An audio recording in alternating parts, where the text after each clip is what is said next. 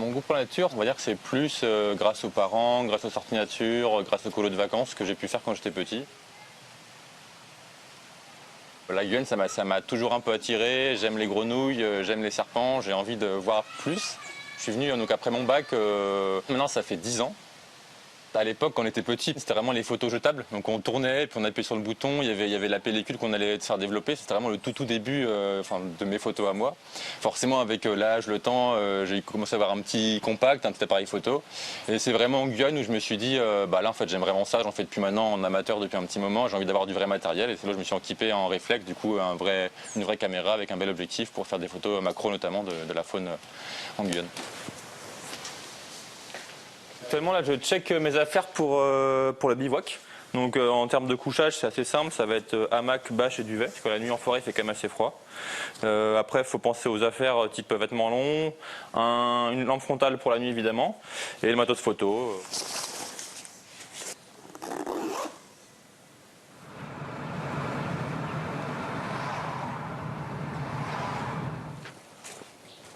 Alors, on est actuellement au Sentier Vidal. On retrouve du coup une forêt qui est quand même assez belle, avec une belle biodiversité, donc beaucoup de serpents. Donc c'est un super spot pour aller faire un peu de bivouac là-bas.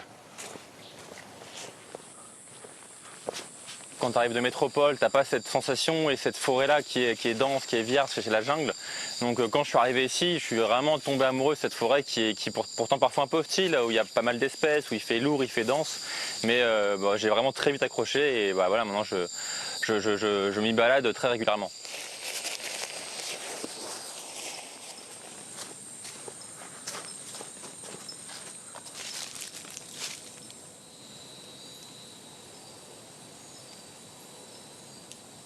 On est toujours un peu excité quand on part et puis quand on est dans la forêt, il y a ce moment un peu d'attente, de patience à chercher les animaux parce que c'est pas forcément évident. Même si l'espèce je l'ai vue 10, 15, 20 fois, quand je la revois je suis toujours hyper content, donc toujours émerveillé et puis toujours comme un grand enfant. Ah. Donc là on a un superbe individu de liane coiffée. Donc c'est un serpent qui est plutôt petit, qui est brun marron. Donc un bel adulte ici, c'est vraiment un serpent qui est très dur à voir la journée. Du coup, on sort l'appareil photo, on va faire des petites photos de cette belle espèce. On va voir ce que ça donne.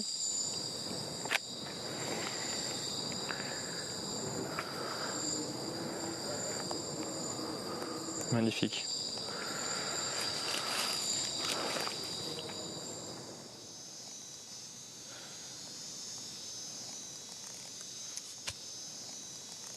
Prendre des photos de la nature, ça que je trouve ça hyper intéressant, autant pour moi, pour immortaliser un peu des moments, pour avoir des souvenirs et pour pouvoir voir ce que aussi un peu inventorié par la photographie ce que je vois. J'aimerais bien faire en effet un livre plutôt spécialisé reptiles et amphibiens.